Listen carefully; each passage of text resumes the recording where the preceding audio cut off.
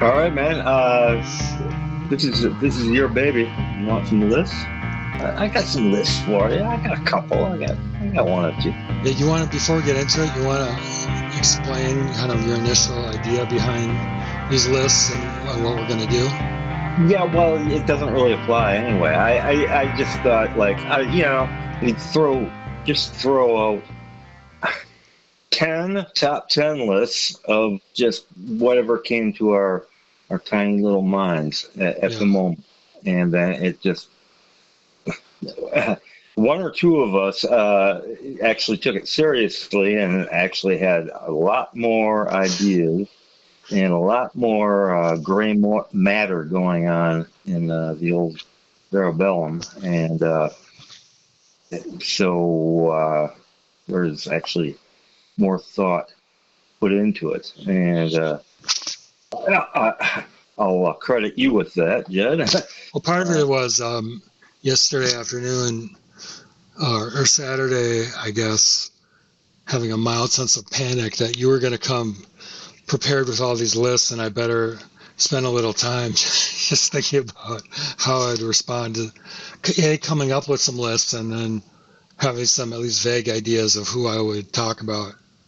Yeah, and you definitely rose to the occasion, and I definitely did not. And I was thinking spontaneity, and then it's like, well, there's spontaneity, and then there's just garbled gibberish. Yeah, part of why I did it is I knew what would happen to me is if I didn't at least put some thought into it, I'd regret later, like, oh, I wish I would have mentioned A, B, or C.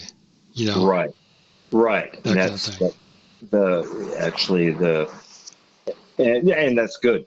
That's good because in this, a lot of just plain life, just human conversation is well, shall we say, small talk, and that's great. That makes the world go round. Yeah. But sometimes, there's you want. But no, I actually have strong opinions on this. I have, whether you have a background or not in any given topic is not necessarily terribly important, but it's sometimes you actually want to put some thought into it, and the nature of good conversation, I think, is where you have time to actually explicate. Is that the word? Yeah, no, I think you're right. I mean, you could have two neuroscientists discussing neuroscience on a podcast, and it could be dry as can be, whereas you can have two other people who know enough to have an interesting conversation, who could have pros and cons, who could actually make a much more stimulating listening experience. So I think you're right. You don't necessarily have to be an expert to have an opinion on something, and by some things you're just entitled to have your opinion. We've all, if we're going to have a list about places or films or music, we're all entitled to our opinions, which the listening audience can agree or disagree, or maybe we'll discuss something that will pique someone else's interest to go explore something further. Right.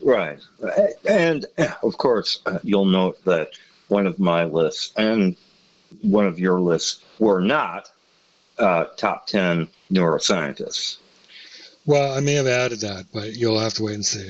I'll have to do a little research on that. Yeah, Okay. I'll get back to you next year. The big thing for me is always, do I name my top 5 or top 15, with 10, the neuroscientists. Yeah, but 10 is a pretty good number. Yeah.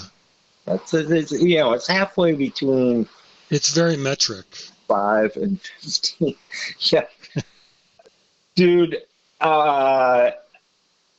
here's what I have for your first list. Okay. If I for your first, you're going to start this out. Yeah, I'm not even sure. Oh. I'll jump in the water first. Well, okay. Now you had top 10 female actresses. Right. actors. Yeah. And that's a pretty tall order, but I rose to the occasion. So why don't you tell me what you got? Okay. My first one is an actress. Her name is Zhao Tao, and she's a Chinese actress. There's a filmmaker. I just finished watching all of his films. His name is Jia Zhangke. He's a Chinese filmmaker from mainland China.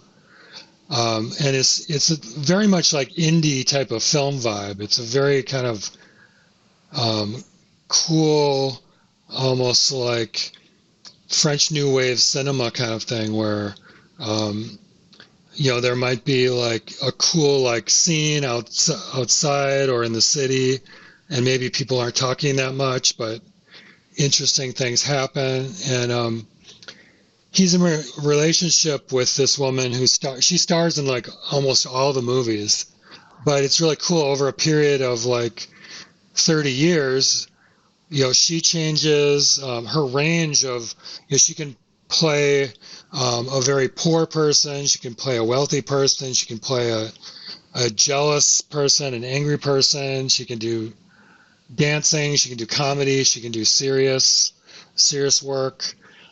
So I'm deliberately, I've got some famous female actors on here too, but I want to also kind of sing the praises of some that people might not be familiar with. So Zhao, Zhao, and Tao, Tao, is on the top of my list. Okay. French New Wave. I'm guessing the movies that she appears in involve a lot of cigarette smoking. Yeah.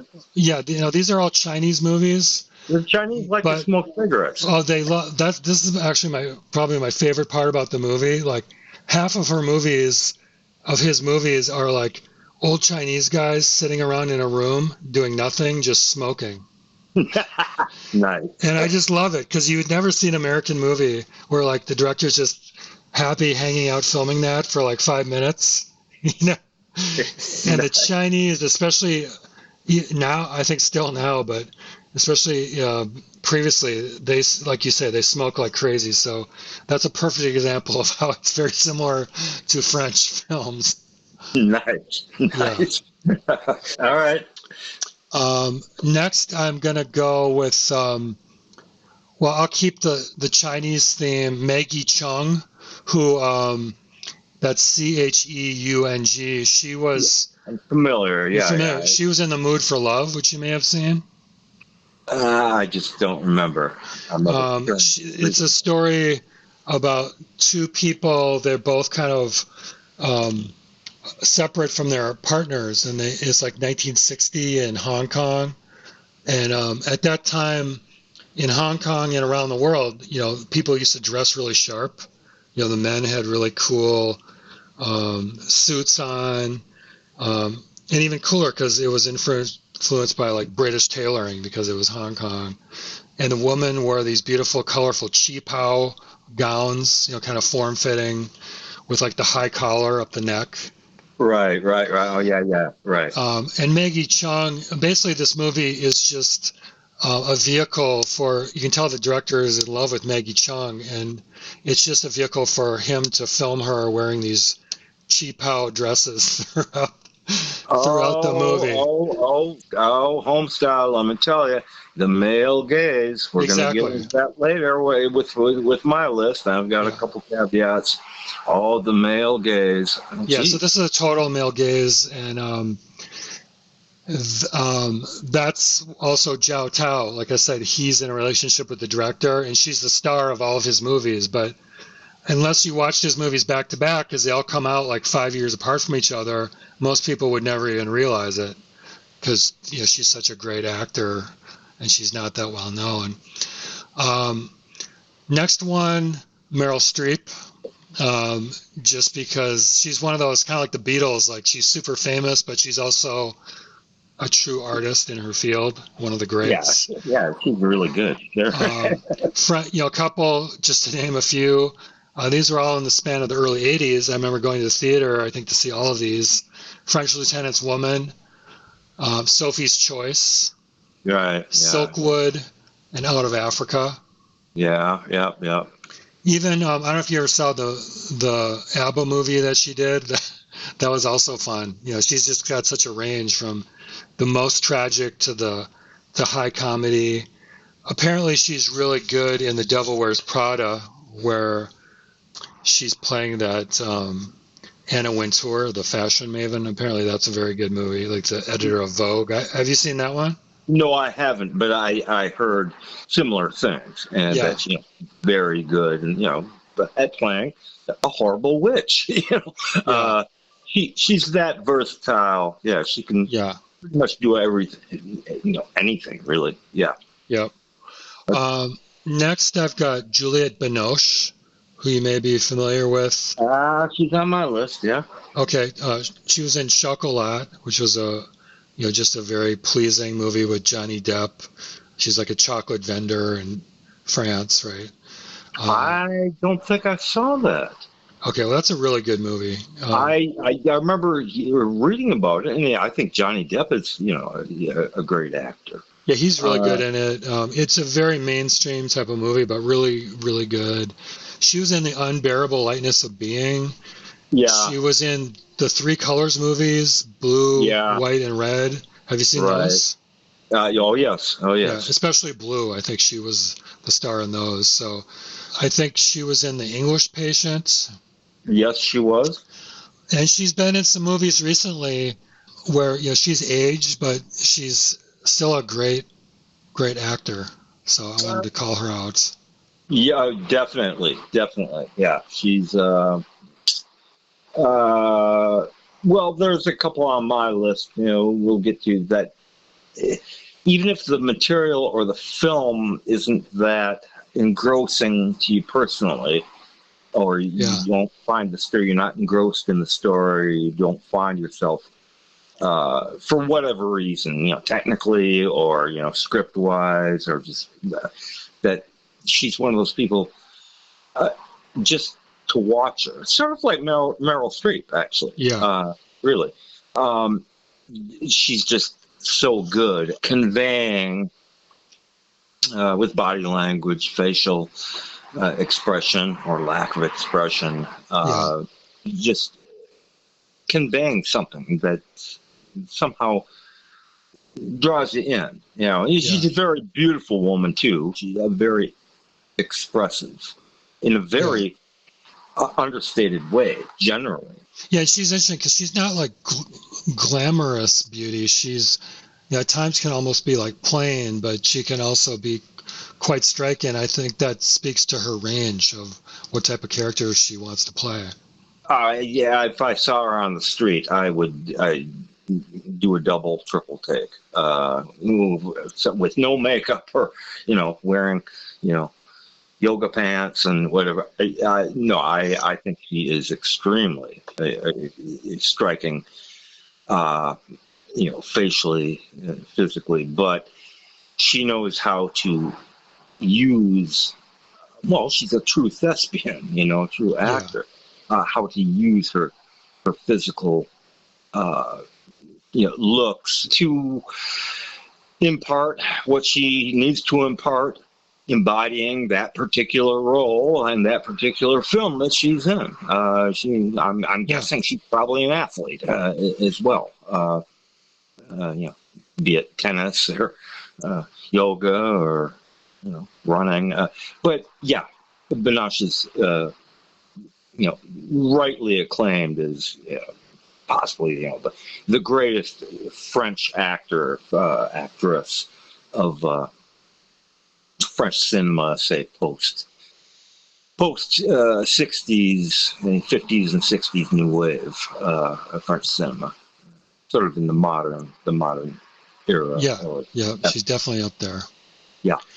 I've got a couple other French ones. Léa Seydoux, Seydoux. She was in a movie called Blue is the Warmest Color, and she was also in a movie called France, where she plays this is where I really became a fan of hers. She plays like a newscaster, But then all these other intrigues happen behind the scenes, when she's not doing the newscasting, kind of a mystery type of story. And she's got an incredible range, and she's got an incredible, very French look about her. She's up there. And then another French one, Anna Karina, not to be confused with Anna Karenina, the book, but right. Karina. She starred in all the early Jean-Luc Godard films, and they were, I think, married. So like all his movies from like 62 to 65, I'll call out the movie Alphaville in 1965, which is very American detective novel influence, and like all the buildings and all the interiors are like super modern, like stainless steel. So she's a great actress. And then one other actress, also Chinese, Gong Li, that's Li. She stars in a lot of the great Zhang Yimou films. Zhang Yimou is probably the greatest Chinese director of the last like 30, 40 years. She starred in movies like Raise the Red Lantern, To Live, Red Sorghum, just to name a few. I think, again, they were in a relationship together, and it's kind of like the male gaze. She's movie star beautiful, and she can play anywhere from like a queen with fancy headdresses and the attitude to match to a really poor villager who's got a grudge against the village chief. And in both roles, she's like totally believable.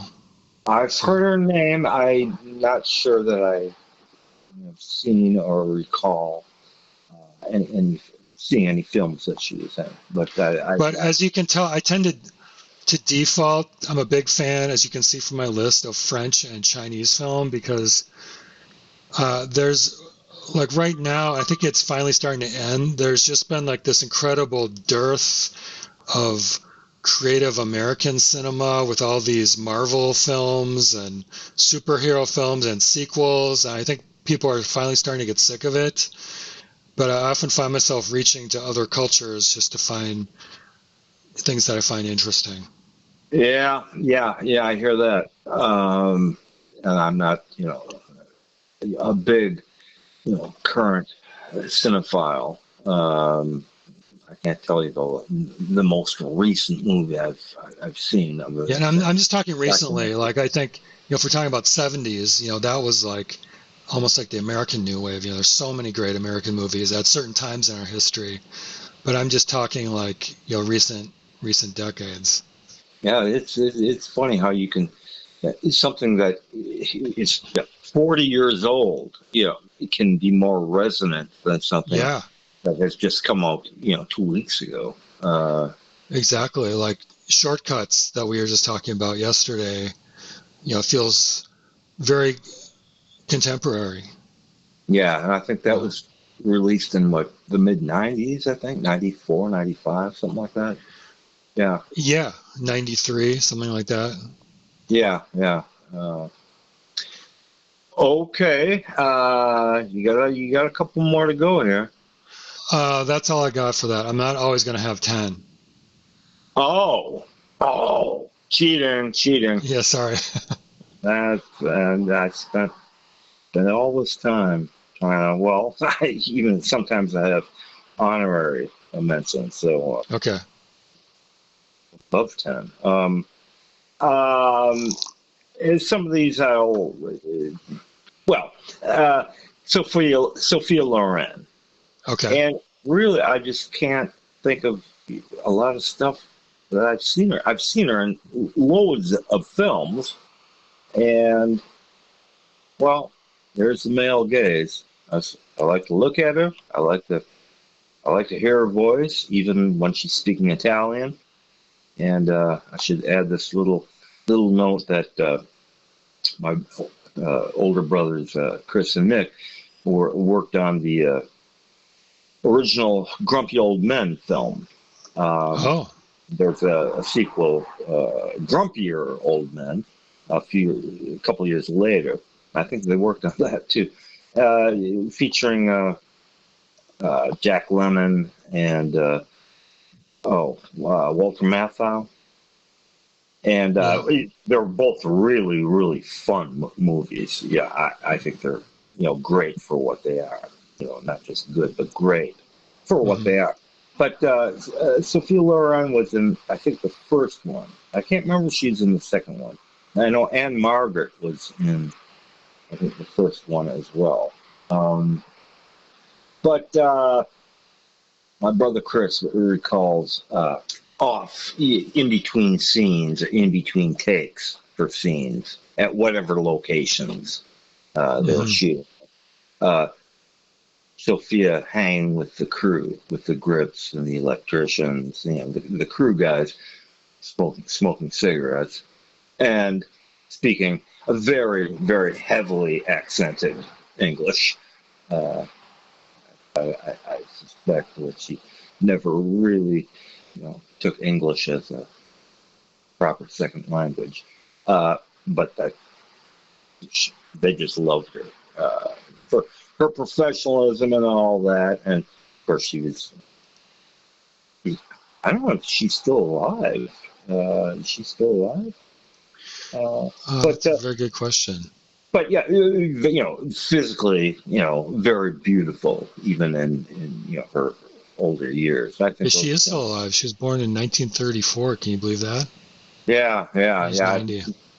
Yeah, I think the last time I saw pictures of her video footage, it was clear she hadn't had any, as the girls like to say, work done on her face. Just, she just came into the world, God gave her, really, really good, physical looks. But those are fun movies, the grumpy old men movies. But, so, I don't know, she's a presence that I like to look at. Second one I've got on my list here, Karen Silas. And I've only really know her for one movie. I think I've seen her, I've watched very little TV and, less and less the ensuing previous decades. But I think I saw her on some big TV show, Scrubs, or one of those doctor series that were big, say, in the 90s. And I mainly know her from a film called What Happened Was. Came out, I think, 92. And it's basically it's a first date between two employees of a law firm. One's a paralegal. That's Peter Noon. Wait, is that right? Not Peter Noonan from Herman's Hermits. And anyway, she's a secretary, and they've liked each other at work for a long time. They decide to have a date. Nothing happens. The entire film is based on a play script. Noon, playwright. Tom Noonan. Tom, not Peter. Thank you. Yeah. And nothing happens, yet everything happens. And it all takes place in her, Manhattan, small apartment. And this is one of my favorite films of all time, but her performance in that just leaves me like anything that I will ever see in a credit. If I get wind that Karen Silas in a film, I want to see it just for her. Number 3, I've got Charlotte Gainsbourg. Oh, it's so funny. When you said I didn't have enough, I was just about to start to mention her. So nice one. Yeah, everything I've seen her in, and that's not that much. I don't know, 4 or 5 films. I decided to hold my fire because I have her on another list of ours, but I'm glad you mentioned it. Yeah, and she's the daughter of Serge Gainsbourg, the French eccentric French musician, auteur, and Jane Birkin. Jane Birkin, his English wife, who is a pretty good actor herself. That's right. A couple things I've seen. And easy on the eyes. Well, Charlotte is those things too. She's not eccentric looking. She's it's stunningly beautiful. But she's got something. I just watched her as a little sidebar to what you're talking about. I just watched this TV show. It just came out this year, and it's called L'Étoile, and that means like star in French. And it's the story of two battling the leading ballet companies, the leading one in Paris and the leading one in New York. And Charlotte plays the head of the ballet company in Paris. And they decide to swap their dancers because they both have had like waning interests. It's kind of a publicity stunt. And she plays more of like a comedic type of role in this thing, and she's really good in it. Really, I hate to say it, but I struggle to find how she operate as a comedian. Yeah, it's surprising, but she really has a range. Well, she's one of those people who, whether talk about the male gaze or whatever, whether she's considered conventionally pretty or beautiful, certainly very expressive, facially, and it's sort of like as we've mentioned before, with certain actors. That's part of why I love her. She's not, I wouldn't say like a conventional like look, but the way she carries herself is extremely captivating. To me, I agree with you entirely. Yeah. Is there anything of her work in particular that grabbed you? I think the first thing I saw her in was based on a very early, one of Ian McEwan's very first novels called The Stone Garden. Mm. And essentially it's about two teenage brother and sister whose parents die. Let's see. The dad leaves, abandons them, and then the mom dies. I forget how it goes, but long and short of it is they just it's sort of like a Lord of the Flies in miniature. They bury the body of one of the parents in the basement and pour cement over it. Have a strange symbiotic relationship with each other.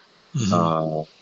They're both teenagers, and it's a gripping story. Ian McEwan is he's one of my favorite writers. That list will come up later, but it's an early one for him. But she plays one of the two siblings in that, and I think that's where I first discovered her. Okay, I knew about Serge Gainsbourg, and I actually heard some of his music.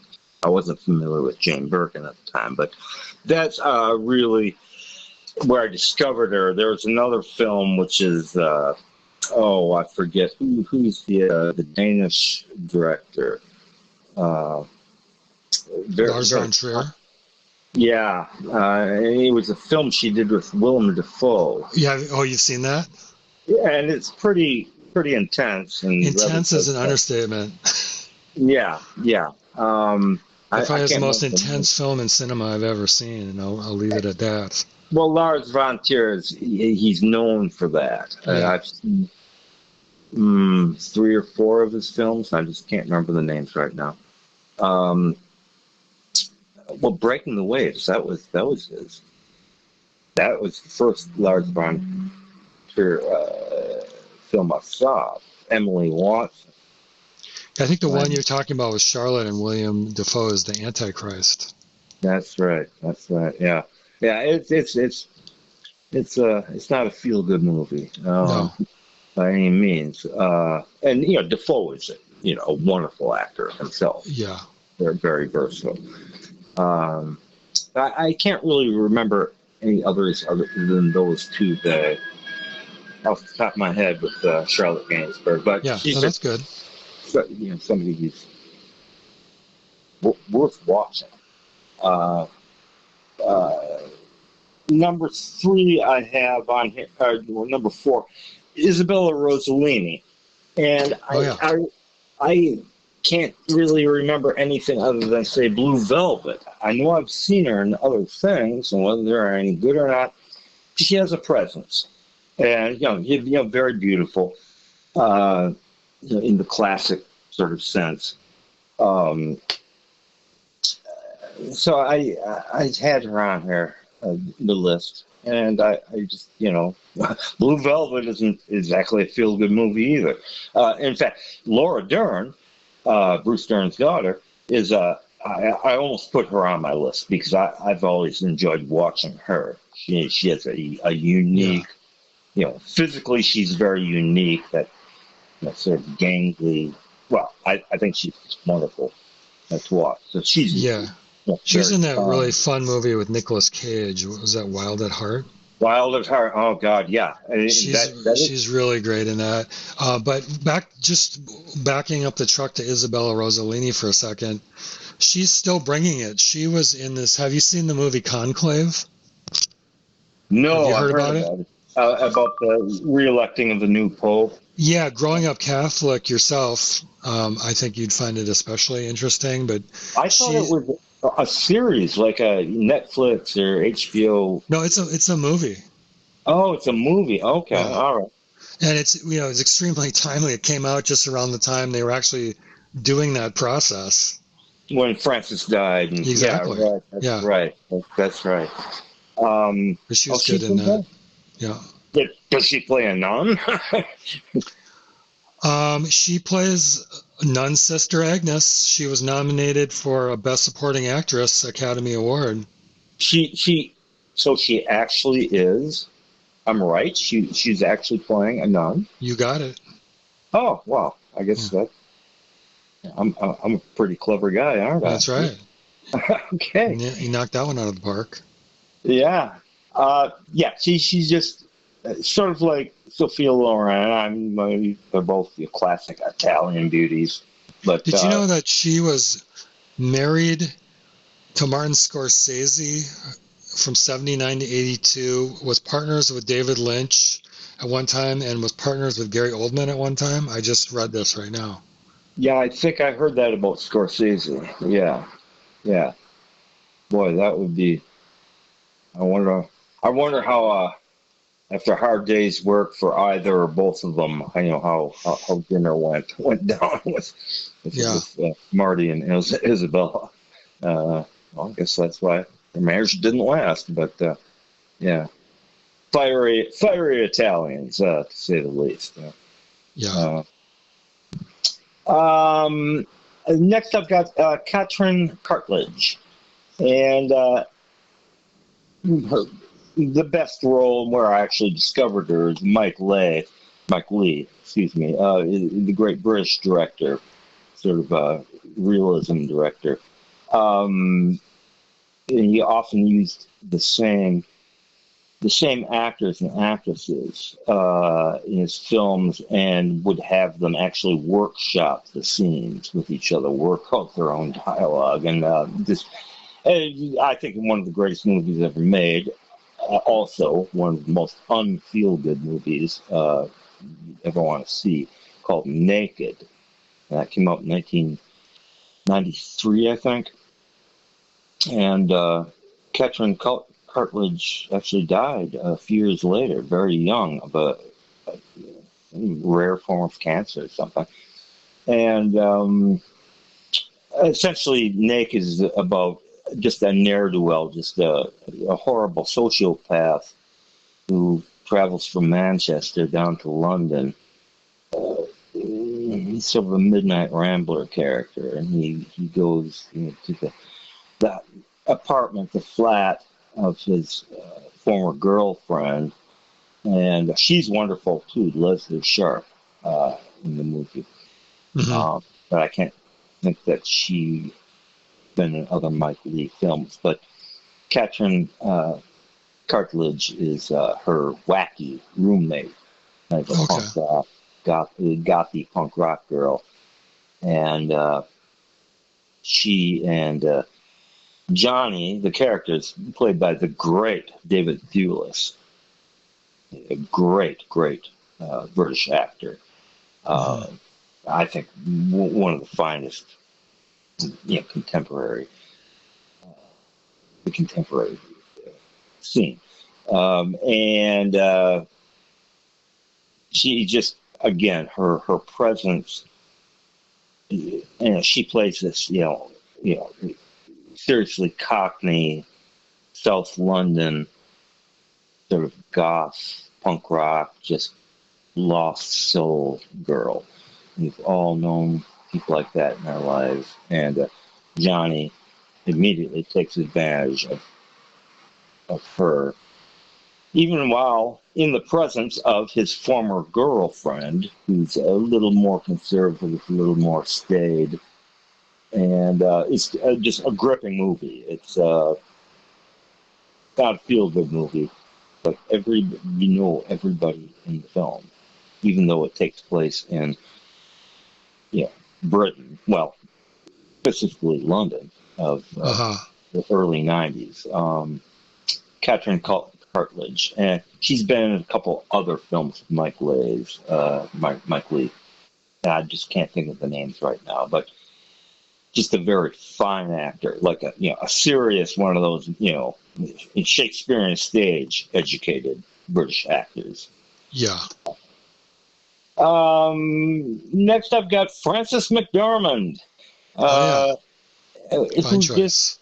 And everything I've seen her in, she has something. She got just humongous personality. So you can look at her playing the small town sheriff in Fargo, or as we just briefly mentioned, Robert Altman's Shortcuts. She's in that, and I've seen her in several things. She's just great. Sort of like a I don't know, a dorky version of Meryl Streep. I don't know what that even means, but sort of just extremely versatile actress, and I like her looks. I like her expressions. I like her tone of voice in everything I've seen. I just like the way she operates. Next, I've got Anjelica Huston, who's John Huston, the great director's daughter, and married for a while to the great Jack Nicholson. Pretty much everything I've seen her, she just lights up the scene. She just has sort of this classic sort of beauty about her, but she's subtle as well. She's not I really liked her in two Wes Anderson movies, the Darjeeling Limited, where she plays the mom of the three boys who go to India. And that's why they're going to India, actually, because their mom went to like an ashram or a convent, and they're trying to go find her. And then also she's the mom in the Royal Tenenbaums, where she was especially good. Divorced from Gene Hackman. Yeah, right. Yeah. My favorite role of hers is one of my favorite films, John Huston's last film, and he actually died while it was in production, and his son Tony Huston completed the film. What's that? And that it's called The Dead, and it's based on a short story by James Joyce. Oh yeah, I saw that. I didn't realize he died making that. Yeah, and his son Tony finished it, and it's from Joyce's collection, The Dubliners.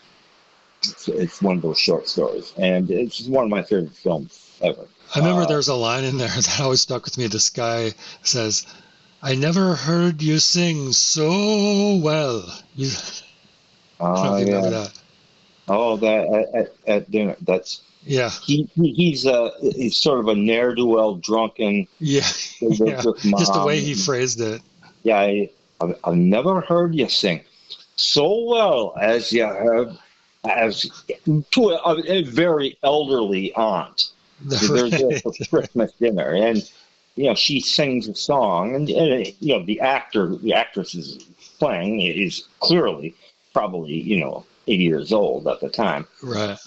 Sings a song in a shaky, creaky voice, but and and he's in his cups as usual, and I have never in all my years of coming here, I've never heard you sing so well, so clearly, and the camera slowly moves down the dinner table to the other guests, and they're Yeah. sort of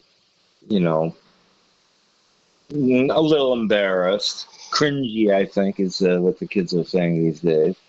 And the old aunt, it's his two old aunts who've been hosting Christmas dinner Yeah. for for all their lives in pre-World War I Dublin, roughly 1911 or so. Is when this Apparently, this film, The Dead, was written by Tony Huston. the screenplay. The screenplay. Yeah. I didn't know Like that. you said, an adaptation of the James Joyce short story. He's very faithful to the story. Now, granted, it's a short story. It all Right. takes place in essentially one location, over just a couple of hours. So I didn't know that Tony Huston himself wrote the screenplay. But Anjelica Huston is wonderful in it. I don't think it's a real difficult role for someone of her experience and talents to take on. The movie is so all-encompassing, from the cinematography to, yes, indeed, the screenplay adaptation from Joyce's original script. Very fit. There's a couple of scenes in that film that rank as my all-time favorite individual scenes. I recently rewatched Chinatown, starring Jack Nicholson. Yeah. And John Huston, as always, played a very engaging yet menacing figure. He's quite a good actor. Yes, he was. His character's pretty disturbing in Right. Chinatown. And he plays it to the hilt. That's right. And I can't think. I've seen him in several other things as an actor. I just can't think of any right now. Okay, where am I at here, dude? Back to the. You got any more actresses? I mean, female actors. Number 8, Suzanne York. Great British actress, and she's just in hundreds of movies, and she's good. She's versatile. For some reason, I don't know why, but British actors of that era of the mid to late 20th century seem just heads and tails better than, say, American actors and actresses. Yeah, well, they have that incredible theater tradition. Yeah, of course. And so I've got Suzanne York on there. I've got Helen Mirren from the. Okay, wait, hold on. Is there any particular movie by her that you like?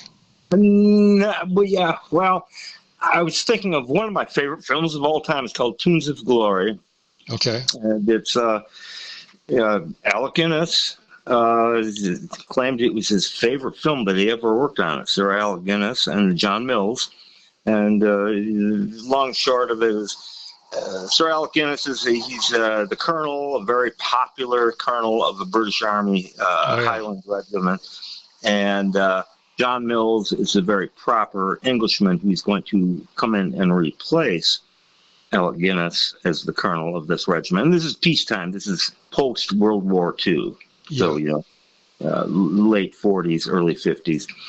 And Suzanne York plays, it was her film debut. She plays Alec Guinness's daughter. and so Yeah. it's not a big role. It's sort of a subtext of the film. Okay. There is another film she was in, and I can't remember the name. It's got one. It's I believe an Aboriginal Australian name from the early '70s. It's one of the most frightening films I've ever seen, and it involves a British couple, Susanna York and her husband. I can't remember who her husband is. Maybe Terrence Stamp, who just died a couple days ago. Taken a stranger who's he's a stranger, but he's been to Australia, or he comes from Australia. I don't think he's Aboriginal. I just can't remember. I only saw it once, and I just can't remember the name. And he's got weird, creepy, extremely physical, magical powers.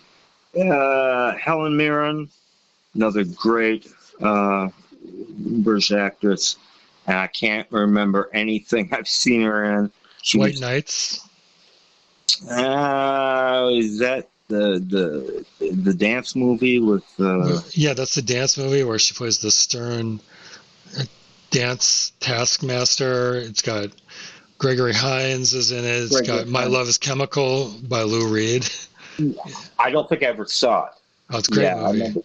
I remember it was, reading about it quite a bit. I didn't realize she was in that. Yeah. That was like 85. I've seen her on talk shows, and just like, she's still, she's probably close to 80 now, and I just like her. As a person, she just seems like, well, to coin a phrase from her heyday, from the swinging 60s, she's groovy. Yeah, she's really cool. She just has a face and a presence and a way of speaking. And this is just on talk shows with David Letterman, Conan O'Brien, people like that. I'm seeing her on Conan O'Brien the night that Carbon Silicon, Mick Jones from The Clash and Tony James from Generation X, their band, performed on Conan O'Brien in 2005 or something. I think it was a couple weeks after you and I saw them at the Varsity Theater on the U of M campus in Minneapolis. Oh, and she was on the show that night. And before Carbon Silicon played their one song, Helen Mirren was a guest, and she came out and she's kind of, well, look, Conan, is being his usual, goofy self, and how you doing, Al? And she's like, I'm doing great. Look, I've just met Mick Jones backstage. Mick Jones, right? As though he's Mick Jagger or Keith Richards or something. Mick Jones is a big deal, and Helen Mirren is enthused, and the band hasn't even played yet, and it's just a great TV moment. Oh, that's great. And of course, her interview is, I'm sure charming. You probably look this stuff up on YouTube, but I just like her. I just like, I dig her, the cut of her jib, as it were. Let's see, that's number 9. Number 10, I've got Chloe Sevigny. Mm-hmm. Not young anymore, American actor. I've only seen her in a couple things, though were both very disturbing movies. Kids was one. I think it came out in the late 90s, about just this really, really screwed up kids in New York City, skate punks.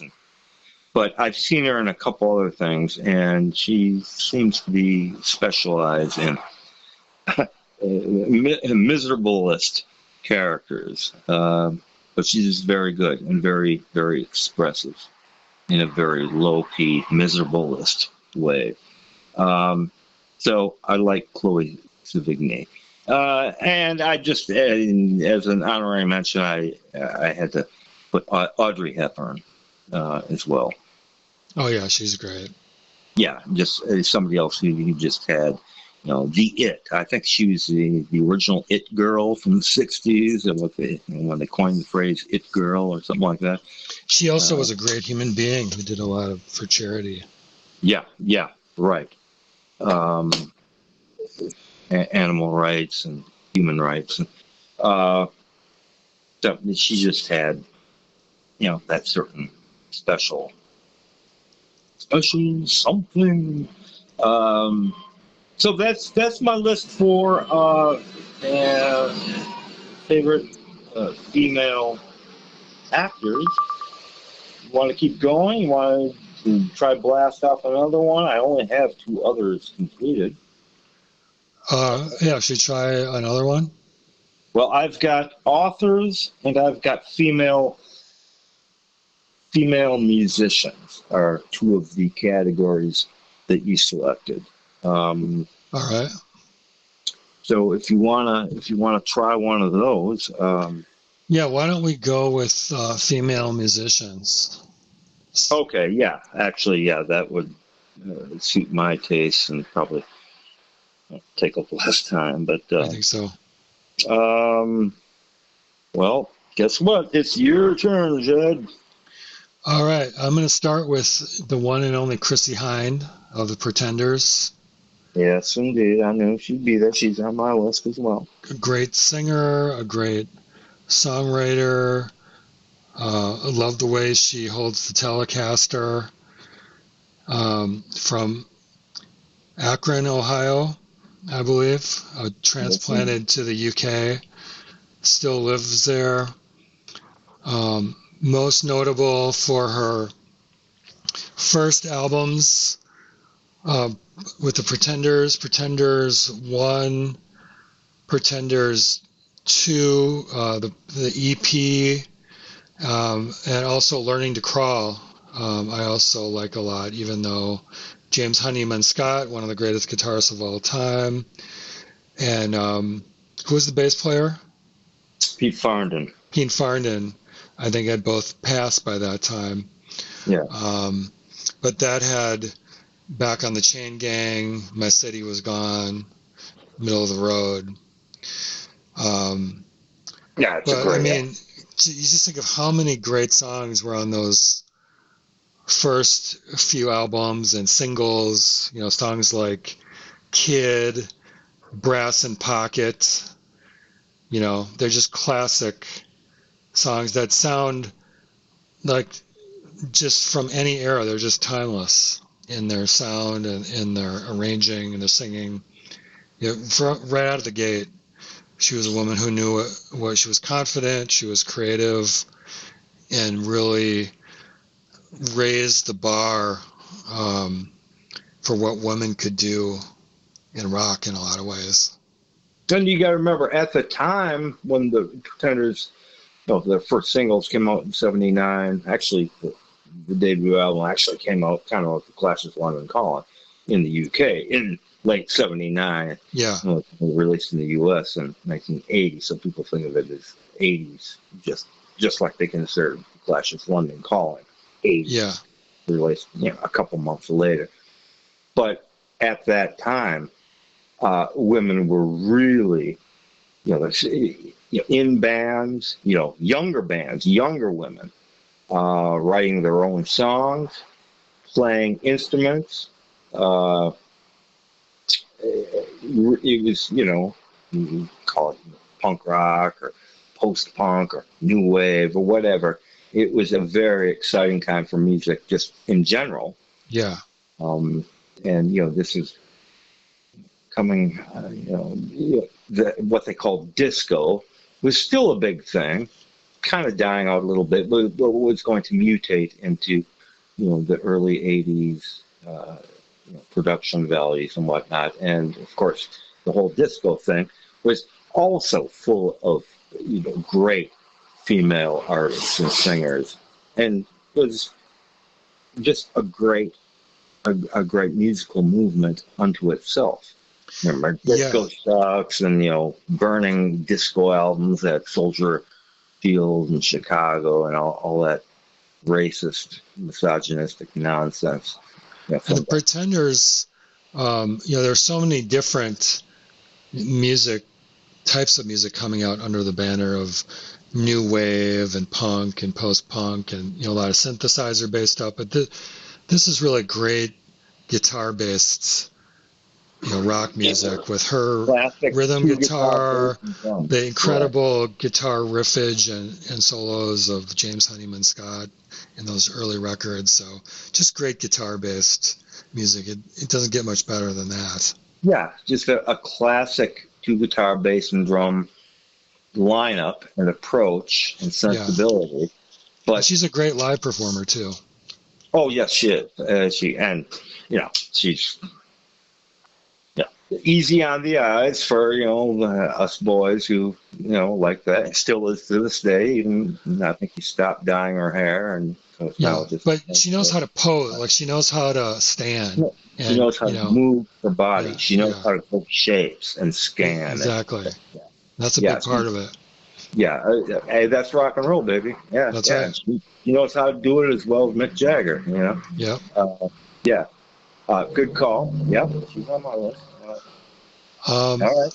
Next, you had Charlotte Gainsbourg under the list of actresses. I'm going to list her under my favorite musicians. Oh, okay. I've heard a few things, and she is very good and very interesting stuff. Yeah. Now, her musical output, it kind of depends who is producing it, I found. So I just want to call out a couple albums that are really good. One is called 555. Okay. The other one that I really like is Rest. These are incredible albums. The Rest one was produced by this French electronic musician called Sebastian, but the 555 one, which I highly encourage you to listen to, was produced by the French duo Air, who is a really interesting band in their own right. Right. Jarvis Cocker was also involved. Radiohead's producer was also involved. So the production on this record, 555, and the breathy way she sings, it's a very French tradition, going back to Brigitte Bardot and, the way female singers were singing in the 60s. That's chanteuse. Yeah, exactly. That chanteuse kind of thing with like incredible music in the background. So for that reason, she made my list. Joni Mitchell, she started out, doing kind of folky things, singing very high, but she quickly evolved into a very sophisticated musician, doing her own tunings, very sophisticated chord arrangements, almost jazz in some cases, and was performing with, bass players like Jaco Pastorius and Pat Metheny. Mingus, didn't she do an album called Mingus? I believe she did, yeah. Called Mingus? I don't know what this. Yeah. So she continued to evolve, especially in the 70s, through a lot of very interesting albums, including Blue, just to name one. But all her 70s output is extremely interesting and diverse. A great lyricist, a great guitar player, a great songwriter, a great singer. Yeah, she's just somebody I just never got into. Everything I've ever heard by her, including, her big, radio single, Big Yellow Taxi, and I forget what. Pave Paradise, Put Up a Parking Lot. Yeah, great song, period. Yeah. But her reputation is more, it's sort of a respect thing. And I know that's kind of a cop-out to say about anybody, that you respect their reputation even though you've never done, as they say, the deep dive into their work. And she's and she kind of gets a blind spot for me. And I think with a lot of people, because I think, like for you probably, and a lot of people, they know, a certain folky version of her, and there's a whole world of musicality that she didn't necessarily get a lot of heavy airplay, a lot of these songs, but it's extremely interesting music that yourself as a musician, I think you would really dig a lot. I believe you. And I would believe, just any schmuck who told me, hey, you gotta get into Joni, you gotta get into it. Our man Prince, Prince Rogers Nelson, for years, 5-6 albums in a row, whatever, his thank you credits, thank you God, and thank you Joni, that's our man Prince Rogers Nelson from North Minneapolis. That's right. So, he was a big fan. Sure. And you might not, associate the two. Well, that's not the point. So I know, I know you're right, and I would welcome any time, but there's just so many hours in a day. Yeah, I'll send you a couple of YouTube links just that you can explore a little further. Yeah, sure. Please do. Yeah. Next one, just to stay contemporary a little bit, I'm going to blow your mind and name the K-pop band Blackpink, which I think I may have mentioned. I'm a big fan. A lot of their music is extremely interesting.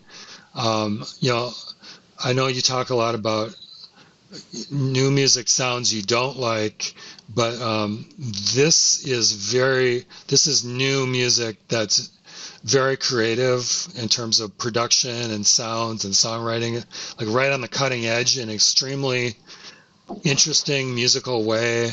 All four of the women singers each kind of have their own vocal sound and style. Their videos are great.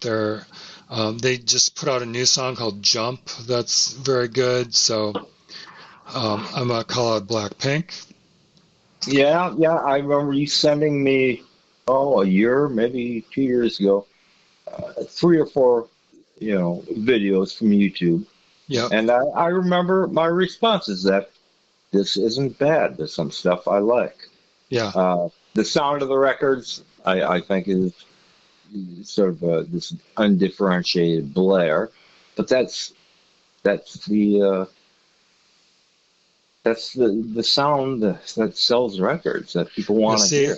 Well, it's a contemporary sound. I beg to differ. I don't think it's an undifferentiated blare.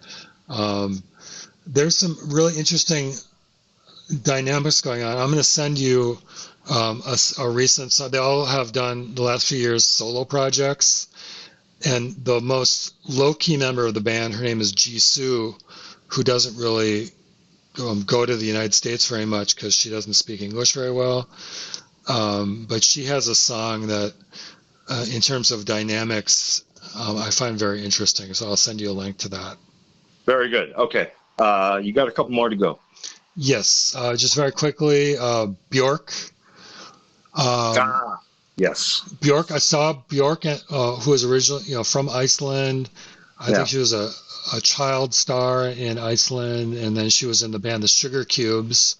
Yep. And Birthday she had is that one song, of the greatest songs ever. Birthday, and then that big band song she did, It's Oh So Quiet.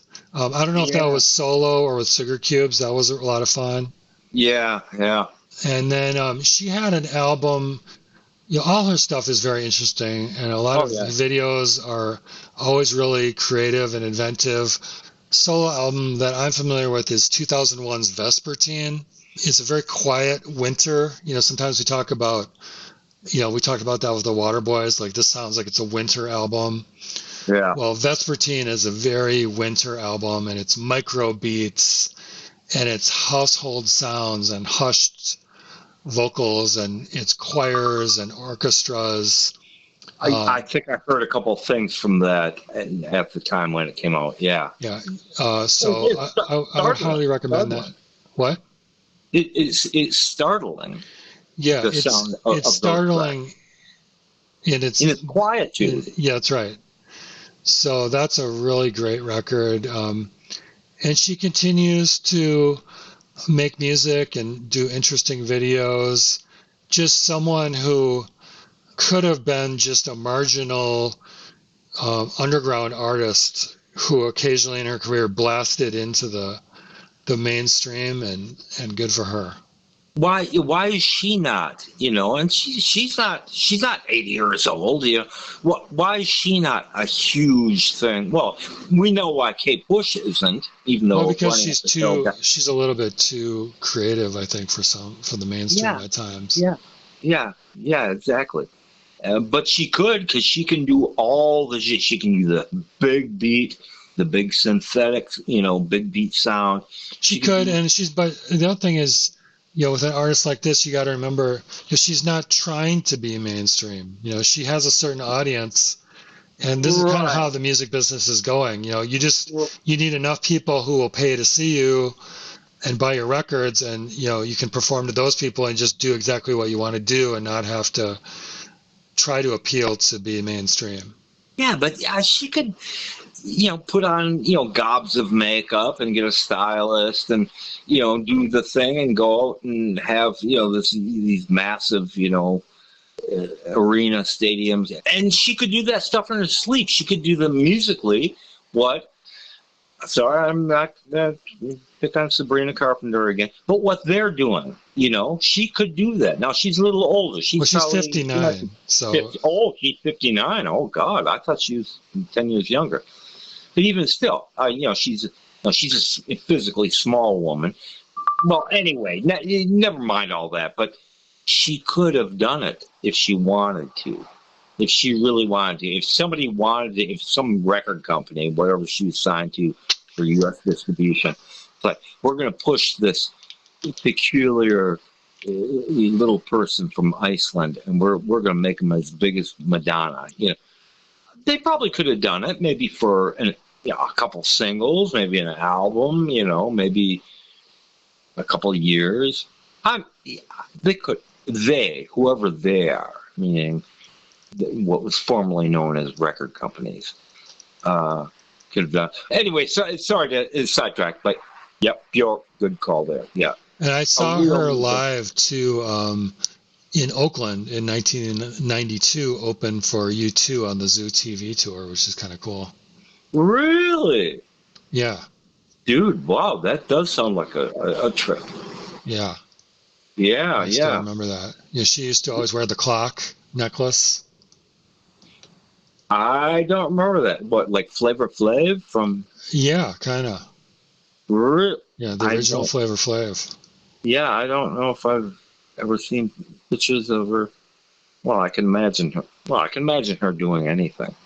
She's just one of those people. She's like, if Kate Bush actually, wanted to have a career like a public persona beyond being, 21 years old, it might have looked something like Bjork, Yeah.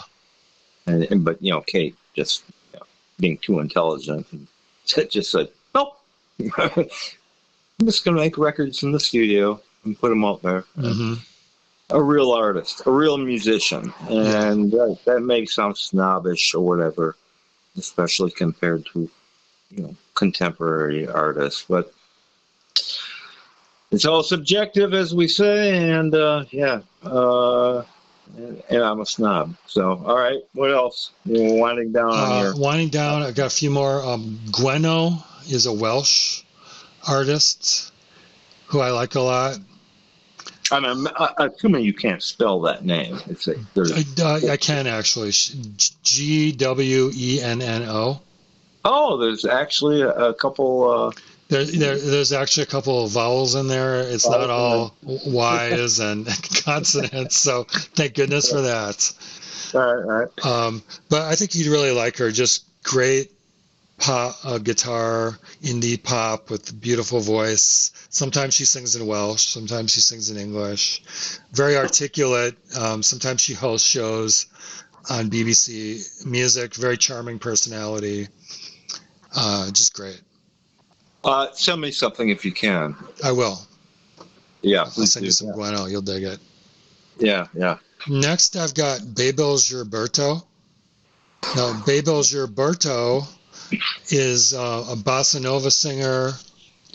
Her mother, hold on, Bebel Gilberto is the daughter of João Gilberto, who is a famous Brazilian musician.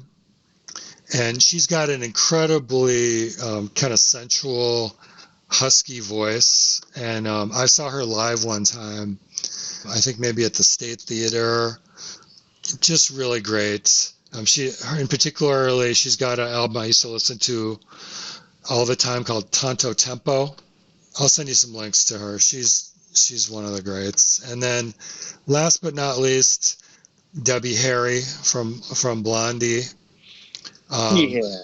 Movie star looks, but everything from rapping on Rapture to disco Heart of Glass to Call Me as well. Call Me, a real range of musical styles, and they're all like brilliant. She continues to be around, but just one of the original female musical icons who deserves to be mentioned from the New York scene of the late 70s.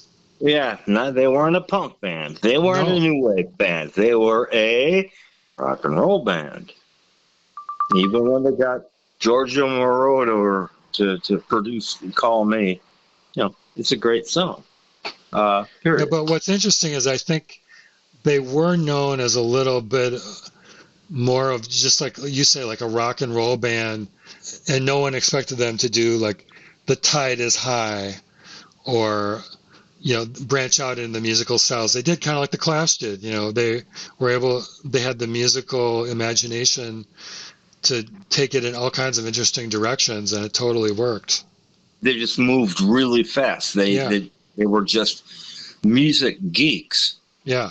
Oh yeah, the whole band was brilliant musicians in that band. Great drummer. The drummer recently passed. The drummer was Clem Burke. Clem Burke, yeah. Clem Burke, recently passed. Great, very powerful. Very, very strange. The dude was a teetotaler. Mm-hmm. He didn't drink. He didn't smoke. He didn't do any dope. Apparently, Debbie, on many occasions, said, even publicly, I think maybe in authorized biography or something, that Clem would irritate everybody with his sheer enthusiasm.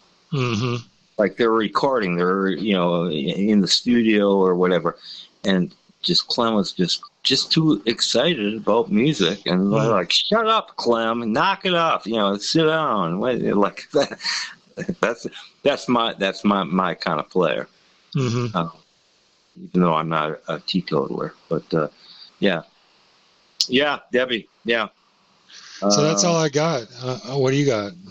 Well, I'll just try and breeze through it. Number one, Patty Donahue. Okay. From the Waitresses. Waitresses, where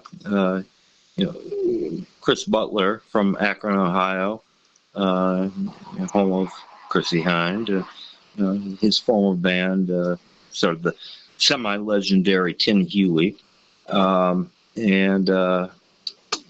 Chris wrote these songs, and he wrote them with specifically Patty in mind. She wasn't a singer.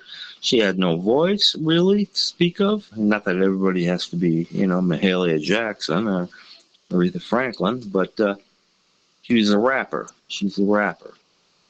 Conversational rapper, and that's what I like to hear in a voice. Some of my favorite singers are rappers more than they are singers, meaning Bob Dylan, Lou Reed, Tom Waits, Joe Strummer, Jim Carroll, Mick Jagger, for that matter. She's my favorite. I don't know if that she's played instruments. I'm assuming someone like she did. She died very young at 38 from lung cancer. She's a chain smoker, which featured a lot. Smoking cigarettes featured a lot in The Waitress's 2 albums and 1 EP. To me, it's the most powerful girl-centric, girl power music ever recorded. And oddly enough, and very ironically, all written by a dude, by a guy, meaning Chris Butler. And you can dance to it. It's unusual, strange chording. The band was all serious musicians. Mm-hmm. They sort of came up in the post-punk new wave thing. Billy Fica from television on drums. I just love Patty's delivery. Yeah. Period. That's what I like to hear. I'd rather listen to Patty Donahue than oftentimes, God bless her, Aretha Franklin. Just for the directness of her delivery, and they weren't even her words. So right. She was a bit of a thespian, obviously, a bit of an actor, actress herself. Number 2, I've got Voice of the Beehive. 2 sisters, Tracy Brennan and Melissa Brooke Belland from California. I'm assuming different parents or whatever circumstances that they had different names. Moved to the UK, I guess London, and teamed up with 3 British boys. One of them, Woody, from the drummer from one of the original 2-tone ska bands, Madness, on drums, and released 3 albums, the third of which is horrible. And it came out in 95 or something. It's just It's a horrible album. The first 2 are song for song a couple of the best albums. Like every song could have been on the radio and should have been. Voice of the Beehive, and it's just the way the vocals work off each other. Neither of them are Aretha or Mahalia Jackson, but their lyric writing, their sense of autonomy. It's rock and roll. It's feminist. It's super catchy, super like bubblegum catchy song for song. Number 3, I've got the Go Team. Band from Brighton, England, and it's a one-man show. Ian Parton, and he uses just loads of like samples, things that he found. He's a great rummager through used record bins, and so he's had a lot of different singers and rappers, primarily, exclusively female. And so their names, I don't know, some of them from Nigeria, some of them from Japan, some from China. They come and go, and they've had 7 albums. I think they're still a band today. It's just the sound of those records and the sound of those women's voices. It's just some of the most joyful music. Is it always female voices? It's almost exclusively female voices. Okay. Ninja is one of the original singers and rappers, and it's sonically, it's a big blare. It's loud. You can turn on a really low volume and it'll still sound really loud, but it's just music that just sort of. Yeah, you sent me a few links. I dig what I've heard. I just that's what I like to hear, and I just I don't know. I just dig the sound of those girls, those women, just how they're presenting themselves. Yeah, that's a good call. Next, I've got Sally Timms from Nikon. I know you're a big fan. Yeah, I'm a really big fan, and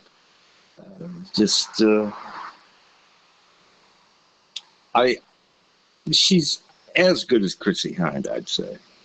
Although she sings in her natural, has always sung in her natural with a natural British accent, English accent, right?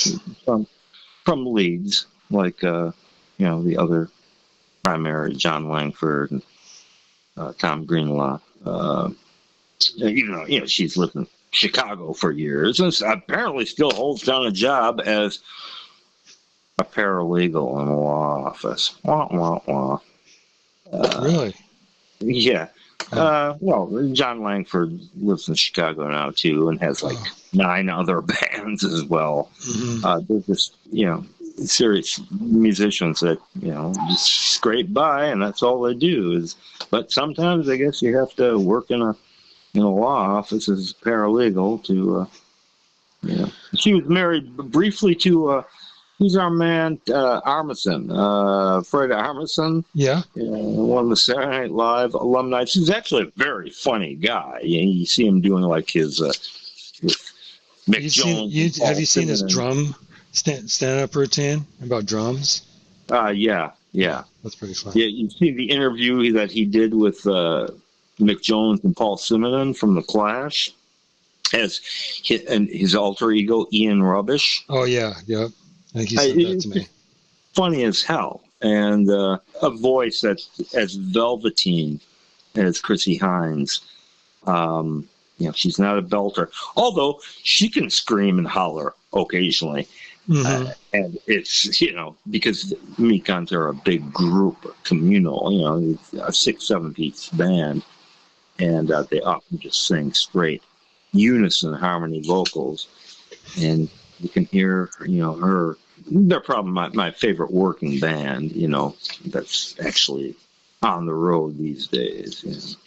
Yeah, I still love the Rolling Stones, but anyway, I got Jenny Lewis from Rilo Kiley. Yeah.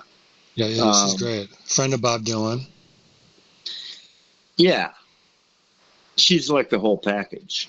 Lyricist, songwriter, melodicist, singer, arranger, multi-instrumentalist musician. You don't get Jim Keltner and Ringo Starr playing records unless you got something going on. I think that I'm not going to be picking on Taylor Swift again, but I think she could occupy the stature of Taylor Swift if she had wanted to.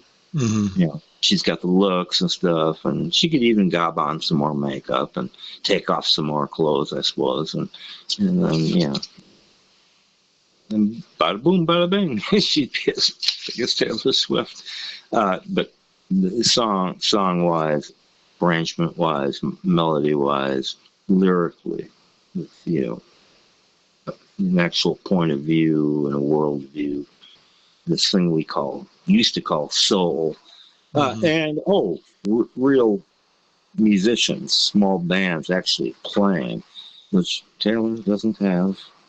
Maybe she used to, but she doesn't. But okay, sorry, Taylor, but Jenny Lewis, that's who you should aspire to.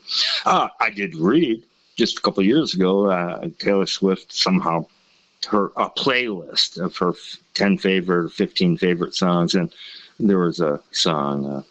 Portions for Foxes, which is actually the song that turned me on to Jenny Lewis from 2005, and it was actually on Taylor Swift's playlist. So Taylor's got good taste too. Number 6, I got Nico Case. I don't know. She's like the biggest voice in Western music. Her voice sounds like a bell somehow, but not Mahalia Jackson, Aretha Franklin, God help us, Mariah Carey. Not in that sense. She just the total package as well. Singer, songwriter, guitar player. I've never seen her live. I've seen video. Just everything I've ever heard by her, and I've got 6 or 7 albums. It's like the biggest voice in popular music. She can do the whole torch thing, Patsy Cline, and that sort of thing. She's just a really, really freaking great singer.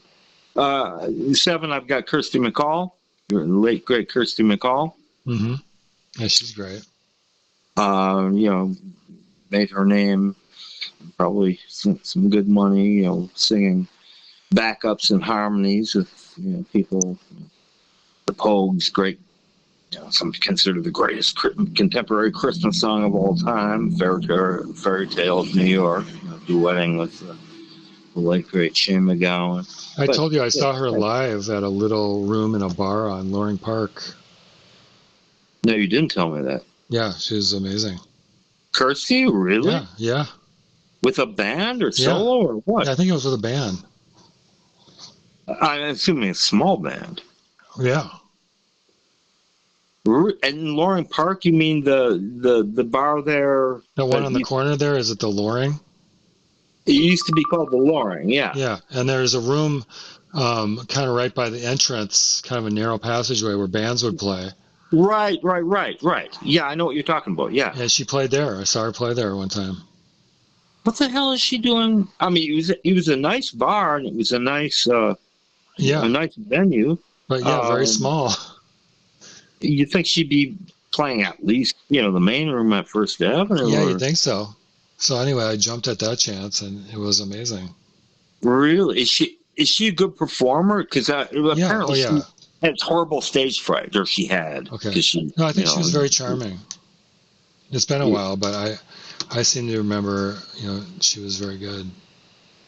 Yeah, she's just song for song, more melody, more wit, more intelligence. This is what I'm going by. Walking Down Madison, I think with Johnny Marr, that's one of my favorites. Well, yeah. It could have been anybody. Johnny Marr, he's a fine guitar player, but she used on her records all kinds of players. The biggest players in the UK. Her former husband was Steve Lillywhite, great producer, and so she sang on the Stones' Dirty Work album from '86. Well, you can't really pinpoint where she sang because there were so many people on that record, and that was Steve Lillywhite producing. So it's kind of. I think her musicians were often sublimated their personality, individual personalities, for the sake of a great pop record. That's what I consider great pop recording. Pop, as in popular, is the way Kirsty MacColl operated. She famously covered Billy Bragg's New England. With an extra verse that Billy Bragg wrote specifically for Kirsty from a woman's point of view, as opposed to the young boy's point of view, which is the other 3 verses. And it's a great up tempo. I think it came out in '85, something like that.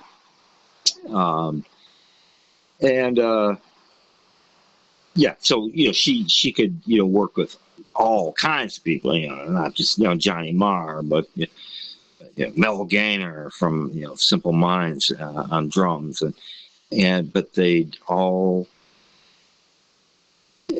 just like perfect pop records, the albums that she released. And she only released 6 or 7 albums in her lifetime before she died very prematurely and young.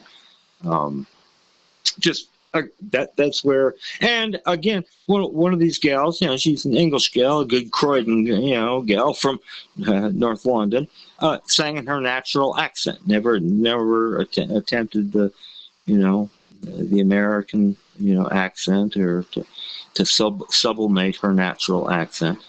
And a true, folk singer in that regard, just, like her dad, was, the great Scottish singer-songwriter Ewan MacColl. But Kirsty she always sang in her natural North London accent. 8, I've got Chrissie Hynde. What are you going to say? We already talked about her. Yep. 9, I got Kate Bush. Talked about her. 10, I've got Macy Gray. And I only, knew her first 2 albums. And she had a big hit, I forget what it was, on her debut album. And her second album, The Id, was like, that should have been like her, 4th album or something. It was really weird. It's like a Kate Bush thing. Really weird. Not just great R&B, but her voice. Everything. She's released a whole lot of music that I haven't heard, but that's the voice I want to hear. And I'm sorry to be using, Aretha, as a, sort of a gold standard again, but Macy, that's her voice I'd rather hear than Aretha, even in her prime. That husky. Yeah. Kind of, that was a great voice. Yeah, and apparently just a stone cold weirdo as a person, in their personal life and whatnot. But just her songwriting sensibilities, just like, that's how I like to hear rhythm and blues. I've got a couple honorary mentions. Young Tina Turner. Now, Tina, always just, a fine human being and a fine musician and singer. But especially her early stuff, like with, Ike Turner, her nasty ex-husband. That there's just nothing like that. Her voice. Yeah. River Deep Mountain High. Her performance style also.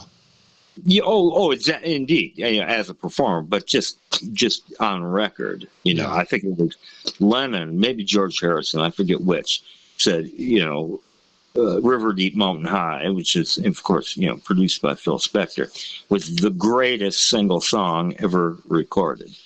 I forget if that was John or George Beatle. And there's no arguing with that. It might be. And it's like, you're not supposed to be able to sing like that. You're not supposed to be able to sing with that intensity.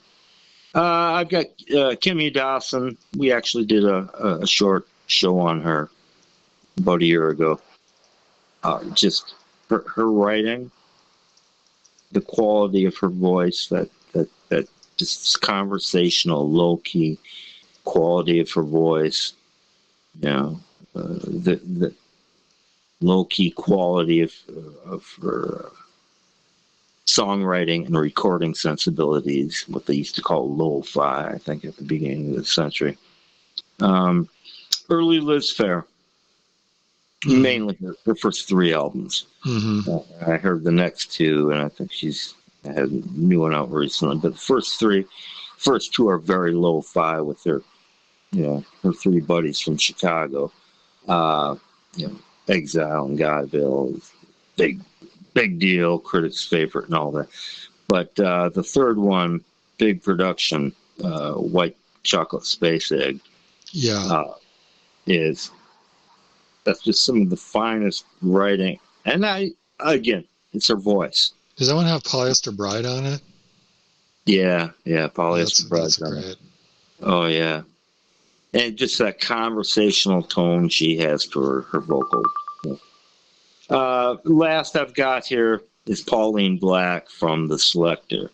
Oh, yeah. And, they were, mates. They were part of the whole Coventry scene in the late 70s, early 80s. But spawned, let's say, the Specials, and I only know the 2 albums they did originally. I think she did solo work after that, and I'm sure there were reunion albums as The Selecter, and I just don't know them and haven't listened. But those first 2 records, yeah, she had a big voice in that sort of American R&B soul tradition, but I don't know how much of songwriting she did. I think it was mainly Noel Davies, the sole white guy in the band, guitar player, and whether he wrote the lyrics or most of, I don't know. But her delivery, the videos I've seen of them, live from the late 70s, early 80s, with her pork pie hat and easy on the eyes again, but hey, this black girl from Coventry, from this no account city that still had bomb craters and bombed out for miles from the Second World War, with with her mates playing this. Okay, so that's interesting. So two major ska bands, the Selector and the Specials, both came from Coventry. Yeah. I don't know where Madness were from. If they were from Coventry. I feel like they're a London band, but English Beat. What about them? I don't know about them either. I think English Beat was from Birmingham. Oh, Birmingham. Okay, another Birmingham benighted, bombed out city, northern city. Yeah. But yeah, Pauline Black. She had it going on. I hope she's doing well, and living well, and hopefully still performing and whatnot. I just sometimes memories are just left to, I could see an artist, a singer such as her, being lured into a solo career that would create bad sounding records, and maybe not such great songwriting, maybe not such great lyrics. I'm sure she, was and maybe still is a great singer, but just she's a very engaging. She's an aggressive singer, but she had, that fluid range of, say, the American R&B soul tradition, and still sang, pretty much in her natural English British accent. I don't know if she's born in Jamaica or if she's born actually in the UK. Doesn't matter. But born in the UK. She had an Anglo-Jewish mother and a Nigerian father, and was adopted by a white middle-aged couple and given the name Pauline Vickers. I've got two comments on some things you mentioned. One was Liz Phair. I recently was listening to the radio, and she was giving us, she's got some books she's written in the relatively recently, and I don't know if she was reading from her book or just giving a speech, but she was telling this really interesting story about how she got into a certain point where she signed with a major label, and they wanted to revamp her career to be like a mainstream artist. Well, Capitol Records with the White Space, the album with Polyester Bride. Okay, well, she had to do some singing thing for a major sports event on mainstream television, and they did her hair in a very mainstream fluffed up way, and she was wearing some clothes that made her feel really uncomfortable, and she hadn't properly rehearsed, and when they started looping in the song, they were looping in the wrong parts of the backing track, and it was this total disaster and basically destroyed her chances at a mainstream career. And she ended up in the long run being really glad about it, because it just made her realize it was making her feel really inauthentic, and that was not what she wanted to do. Yeah, I think I kind of lost track of her after those first three albums. I had the next one, which I didn't think was very good, and I thought was her first attempt at really doing mainstream. Yeah. Not with just like, good production, and studio players on the White Chocolate Space Egg album. But apparently she suffers from like almost debilitating stage fright as well. Or used to anyway. Yeah, that would make sense to me. And then the other one I wanted to mention was Nikki Lane. I don't know if you're familiar with her, but in a similar vein to like Nico Case, but Nikki Lane is more a straight up like alt, Americana, country western kind of artist. And I think you'd really like her. She's got a real presence to her, and she's got some great songs like Right Time, for example. Really rocks live. She's kind of got that real classic, like Southern twang to her voice, like Loretta Lynn or something. But in a live setting, she's worked with, I think, T-Bone Burnett and Josh Homme and some more rock people. So she can really rock hard as well. But she's really great. I think I know of her. She's from Chicago too, isn't she? No, she's from the South. Oh, she is. I thought she was buddies with Nico Case, this whole Chicago thing. I know. No, she was born in like South Carolina, and she is, I think, maybe lives in Nashville. She's a real Southern girl. Oh, okay. Yeah, well, Nico Case, I think, was born in Canada. I think first generation Hungarian. Okay. But I think she's been based in Chicago for maybe still does.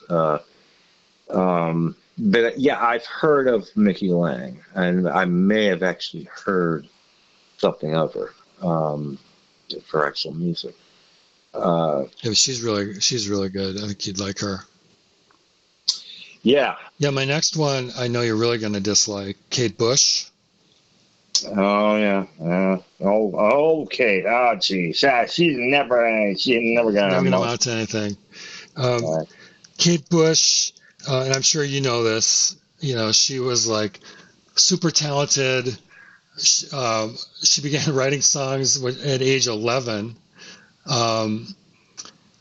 She was discovered by David Gilmour, who got her a record deal, and she deserved it. She was already topping the singles chart at the age of 19 with Wuthering Heights, and she just continued for the next several years to have one brilliant album after another. Not only was she an incredible singer and songwriter, and she seemed to create soundscapes that were from her totally own universe, but she was a really uniquely talented dancer. And the choreography that I think she came up with herself in her videos and her TV specials are really spellbinding. She took time off to raise a son, and then she came back with the amazing album Ariel in 2005, and it's continued to. She played some live gigs a few years ago, and hopefully she's still working on music, but really in the tradition of great British eccentrics and creative geniuses, one of the greats. I agree with everything you said. Yeah, and she's on my list as well. But yeah, I don't listen to her that much anymore. But I at one point had the This Woman's Work box set and everything. I only have a couple of albums now. She had a career resurgence. Maybe you heard about this. One of her songs was used in the show Stranger Things. And, right. She was kind of discovered by a whole new generation, which is running up cool. that hill. You're right. Yeah. Thank you. Yes. And it's just, you listen to that versus, and they don't, you neglected to mention Kate as a top tier lyricist as well. That's right. Madonna wouldn't have existed without Kate Bush. Sure. So many people. I mean, Kate Bush was the first British artist to have a #1 single that was entirely written by herself, entirely produced by herself, and she was 18 years old at the time, meaning, Wuthering Heights. And she, did like one massive tour, recorded it and filmed it, and by 1982, just like, nope, I'm not doing this anymore. I didn't like that. Yeah. But on record,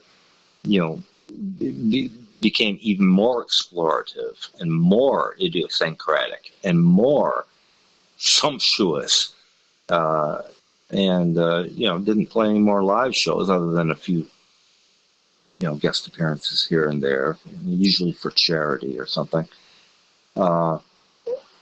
until this century. So that's, all this is new. No, it's not new. It's not new. What it is your records sound bad. Kate produced her own records. Kate was involved in the engineering. Kate was involved in the mastering of the records.